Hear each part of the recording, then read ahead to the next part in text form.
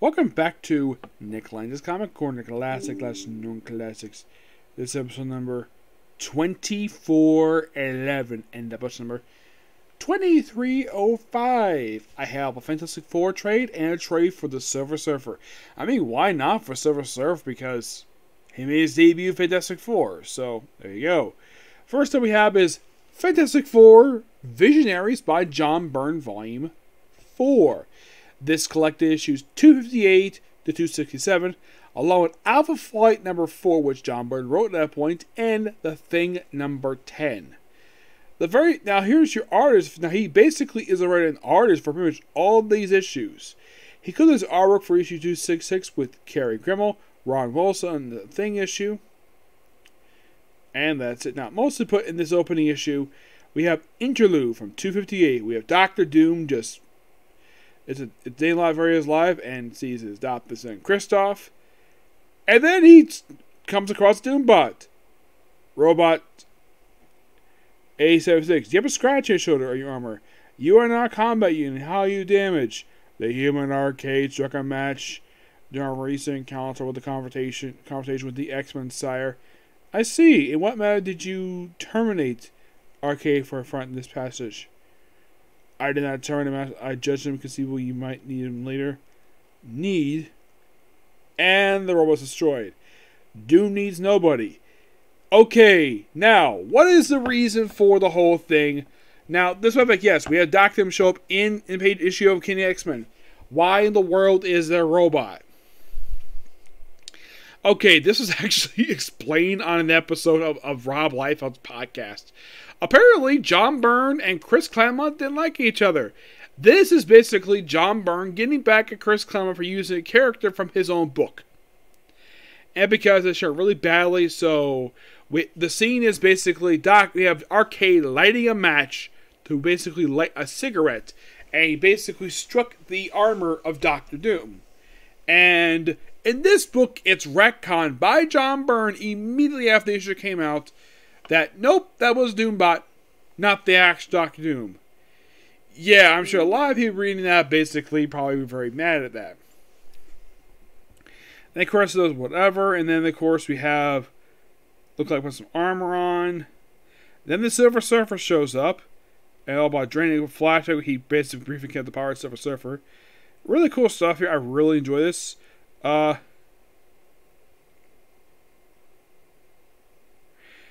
like, oh, no danger, nowhere I was Doom.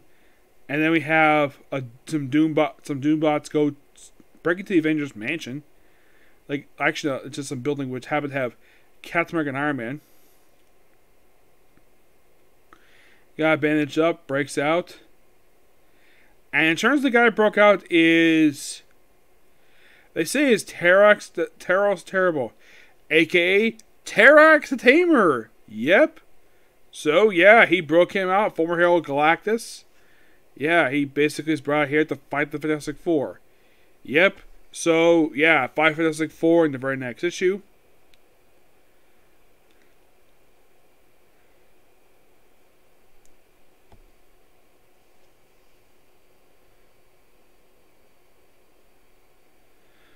Yeah, I think this. No, it's not Alicia. It's not sure who this is supposed to be. Actually, it's actually Sue Storm, little Sue Richards.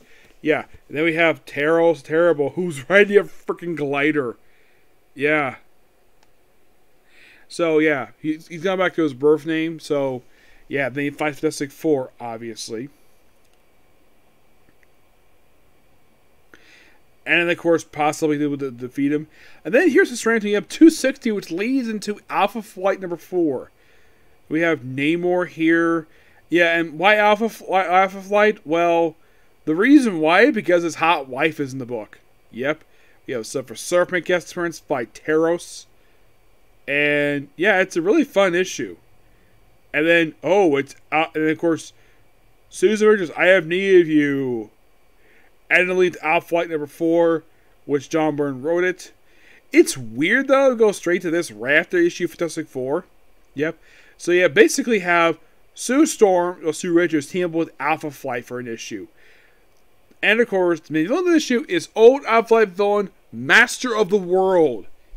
That's what he calls himself. He's only an Alpha villain who generally appears in Alpha Flight stories. Matter of fact, I think his most recent appearance actually is during a volume for Captain Marvel. Yep. Oh yeah, right afterwards, as a thank you for helping out this, and leads right back into, well, Fantastic Four 261, where Namor kisses Sue goodbye as a thank you, despite the fact that she's actually married to Marna. This is Marna. If you're curious about her, is she Atlantean? Nope, she's an alien. Yeah, and she's excited here with Sue. Now, the thing is, Sue, now here's the thing about this. Namor has had a thing for Sue for years, and it's been implied, thanks to something Peter David did, that Sue might have a thing for Namor in fantasy only because she still loves her husband. Really fun stuff here. Yep. Then Silver Surfer comes in. Yeah. I mean, with the back Fantastic Four, the Watchers here as well. And of course, the whole thing is sort of re-Richards. And he's put on trial in 262. Because of stuff that happened previously, so he's put on trial. But don't worry, he's not found guilty. Then we have Galactus show up here. It's awesomely painted by John Byrne. Yep. Yeah, and then of course, they do not pronounce him guilty. And then of course, basically go into Fantastic Four. Oh, by the way, we're still basically now. We started out in late 1983. Now we're in 1984. Yep. Rest of relaxation. Yeah, he's let off the hook. Vision contacts them. Then we have Julie Angel in a bikini. Damn. Oh yes, damn. Ooh, steal a kiss. Like, sure thing. Ooh. Not again. Just go over her. Yeah, she's not over you, dude. And we do Star Island. Yep. Yeah, and this leads into an encounter with the freaking Mole Man. Oh, and just by sheer coincidence, 264 is a clear homage to issue number 1. Yep. Yeah. Yeah, we deal with the Mole Man in this issue. Some stuff with Avengers, most of what deal with the Mole Man. And it leads to thing number 10, which basically things on a date with possibly Alicia Masters. Yeah. Except for I heard this is actually not really her. It's actually, well, the one who starts dating Johnny, that's actually imposter. More stuff with the thing here, and then we'll lead into this thing here. What is this? That is a lead into Secret Wars. Yep, and then as soon as they get home, thing has been removed from the roster, and She-Hulk is now a new member of the team. Yes, She-Hulk. Yeah, and it's like, it's a bit rushed. It's like, oh, She-Hulk is part of the team now. Okay.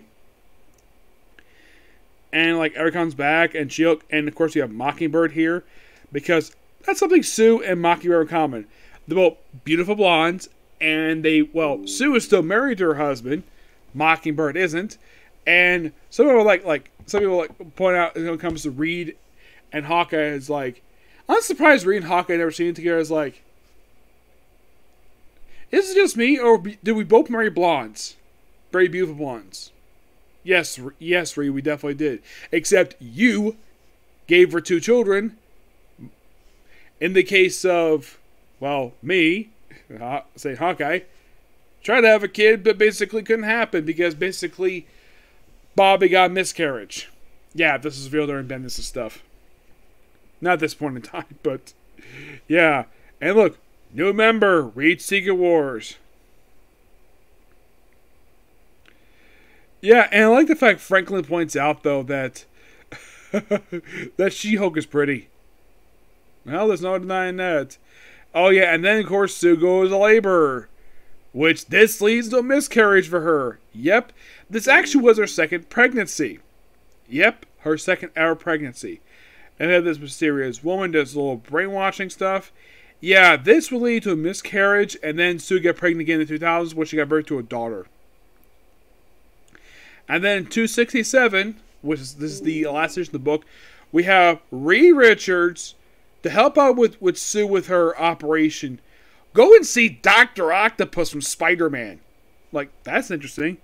And he's like a mental breakdown. But yeah, Renus was Octopus. Yeah, it's a really good issue. And that's ends up happening up mostly. Actually, not really, because basically Sue miscarries. They lose the baby. But this is really, really good. I love this. Because John Byrne had one of the best runs in history of Fantastic Four. So, I'm going to give this book a 10 out of 10. It's just so good. Next up we have is Silver Surfer Epic Collection, Volume 9, Resurrection. This book collects issues from Silver Surfer Volume 3, issues 76 to 85, and number 6, Silver Surfer says Warlock Resurrection, which is a 4-issue miniseries, and Secret Figures 9 and 10. The mini-issues themselves cover the time period of January of 1993, and we conclude in October of 1993. Let me first talk about the 2 Secret Figures issues in here.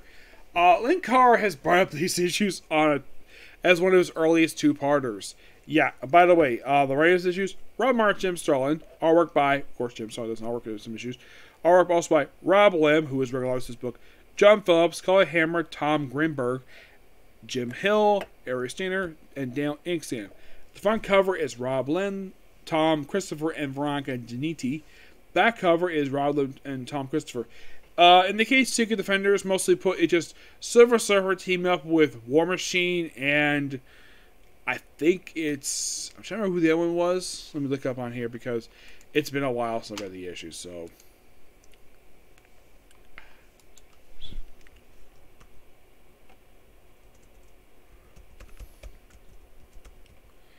If you're curious what Secret Defenders was, this was an ongoing series published in the 90s, and yeah, Silver Surfer gets on 2 issues of this book. Oh yeah, it's basically Doctor Strange it's all to do with Nebula, and he teams up with War Machine and Thunderstrike for 2 issues. This is Rob Martin with Tom Greenberg and artwork. The artwork is not that good. I love the covers. Yeah, the covers look fine, but yeah, and also Nebula is like, oh my. Ooh, lovely lady. Yep. That's mostly what these issues are, just team up between 2 of them, and mostly put, the Secret Defenders mostly put are just a way to have people come in for a story arc and leave, mostly. Yeah. But in the case of the Silver Surfer issues, and the annual, the Resurrection miniseries, that was simply put a team up between Warlock and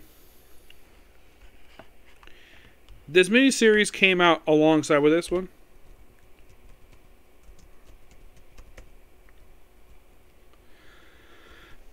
Yeah, this is a miniseries written and drawn by Jim Starlin. Mostly put, it's them teamed with Infinity Watch. Love the covers. Jim Starlin does the covers too. Yeah, it's mostly put dealing with like Mephisto. It's a team up miniseries. Mephisto is like the main bad guy for pretty much the whole book. Yeah, it's like, what if Adam Warlock took on Mephisto? Yep. That's most what the miniseries is. As the miniseries themselves.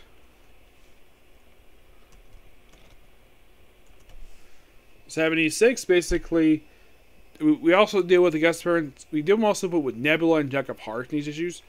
Now, how long Jack of Hearts appear in this very book per se? Well, he kind of became a recurring character. First appeared in issue 70. He's back here for 77, 78. And after 82, he's gone. He does appear in the annual. And number 6 is noteworthy for one thing and one thing only. The debut of a character known as Legacy. Who is Legacy, might ask? Legacy is Genville. Genville is the son of the original Captain Marvel, and he's also the third person to get the identity of Captain Marvel himself. This whole annual was mostly put basically just as an introduction, which this will later lead to a few volumes for him. Like there's a mini series, and there's even some backup stories. There's one for Terra Tamer, and there's one for Jack of Hearts as well, which was his last time appearing in the Silver Surfer book for a while. But in the case of the other issues, they mostly deal with Nebula in these issues. Yep. Now, some people pretend mistakenly because she's a daughter of Thanos, like, oh, is she Grace and Starling? No, Rogerson created her. Yeah, and basically her story arc here, which she returned to the book with issue 69. By 78, it's mostly wrapped up, and then basically it's moved over to Secret Avengers for a few issues. And then she's backing up with issue 110. Yep. I also have a guy called Morg, the Executioner. Yeah, he's a original character for this book. Yeah, and he's here into issue 82. Yep. Which seems like, everything gets wrapped up at that point. Also, Gladius appeared in these issues. And then we have the Infinity Crusade going on here. Yep, the Infinity Crusade. And I think, from what I can tell, it's pretty much the rest of the issues in this book. Yeah, it's mostly just doing with the Infinity Crusade with Shala Bal. Except it's a fake one. Yeah, it's not the real one, obviously. Yeah, basically she's back being a recurring character in this book. Yeah, she's back in this book for like one issue, and then she's gone for a while. She pops up in 91, pops up for a handful of times. Her most recent appearance actually was in Annual for Silver Surfer. That came out basically in 2018. That was the most recent appearance to date. In 84, he takes on Firelord. 84 takes on Thanos. And in 85, basically team up with Storm and Wonder Man. Yeah. Infinity Crusade was a weird story arc. Yep.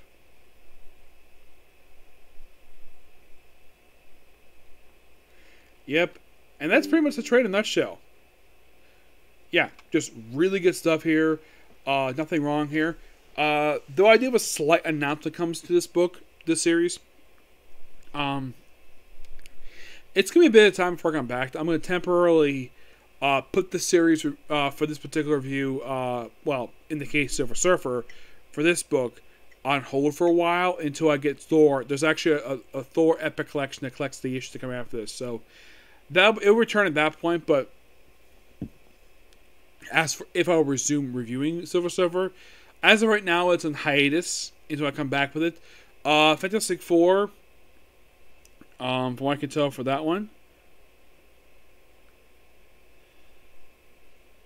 this is mostly put basically by John Byrne. It's got 4 trades left, and then we have 2 Epic Collections, and then we're done with Volume 1.